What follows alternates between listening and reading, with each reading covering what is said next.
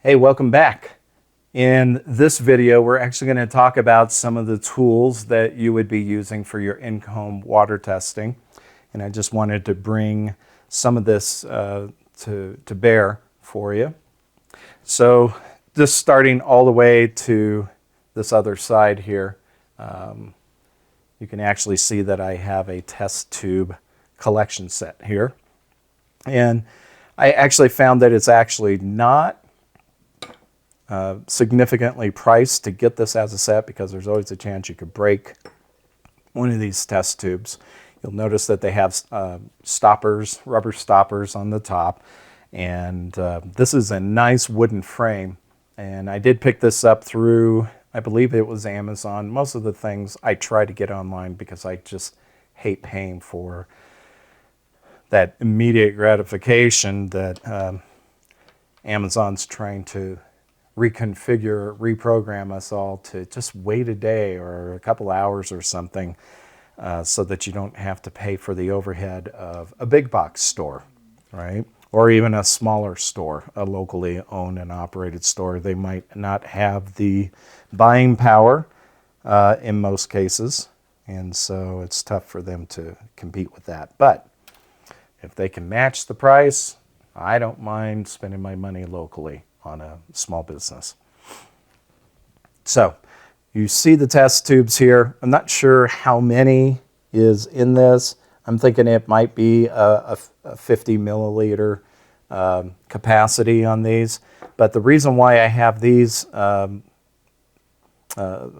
assorted count is because I have a 6-stage reverse osmosis system.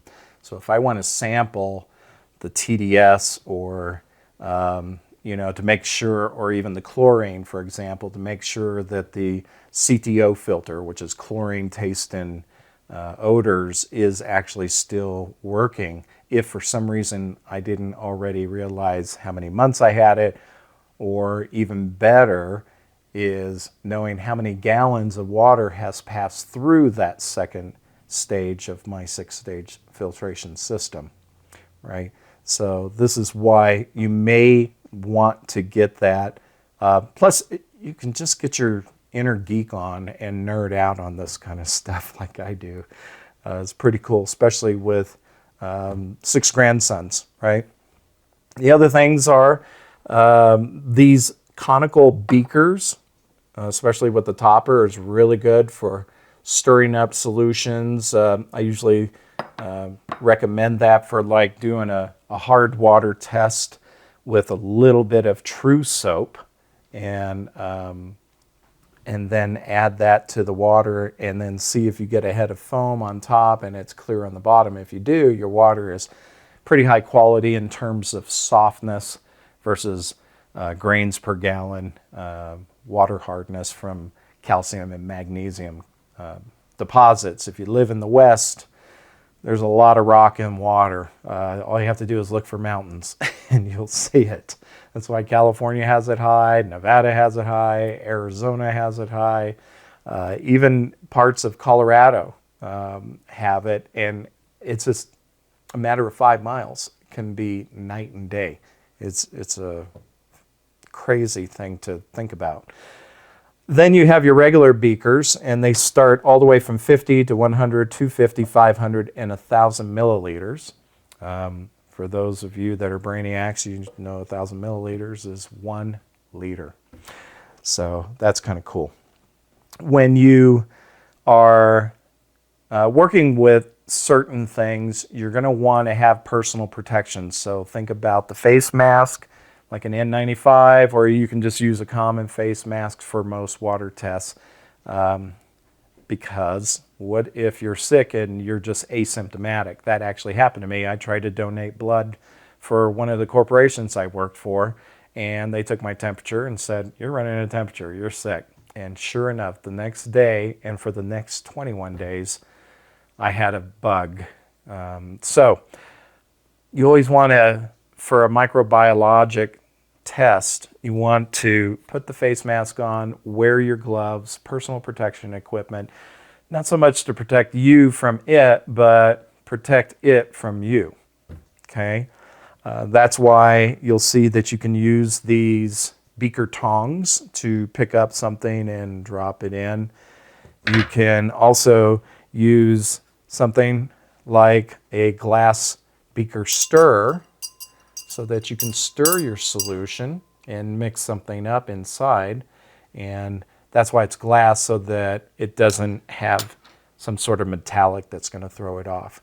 And then maintenance is real easy on these. Typically, unless you're working with something slimy, like salad dressing, I don't know why you would do that, but let's say you had an oil-based film that was still after. Of course, hot soap and water is going to be the best way to do that. Rinse it out, and then follow it up with a final rinse with distilled water. Don't use your mountain water or your alkaline water, because that's just like liquid rock. It's good for us, not so good for the actual instruments that you have containers for. And that goes the same for the test tubes, okay? Another thing in terms of good maintenance, you can pick up an assortment of different brushes at different diameters and different lengths. They go from pretty big foxtails there all the way down to, it looks like pipe cleaners. And that might be just the right size to get something that you're trying to scrub out that you can't reach. The less your hands are inside of any of these containers when testing, the better. So always treat it like it's something contagious, except that you're probably adding the contagion in the form of more pH or more microbiologics or something, germs and pathogens that are under your fingernails, things like that.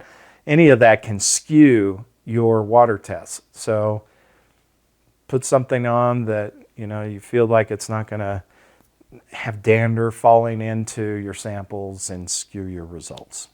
Okay, that's it on these kind of components that you're going to be using.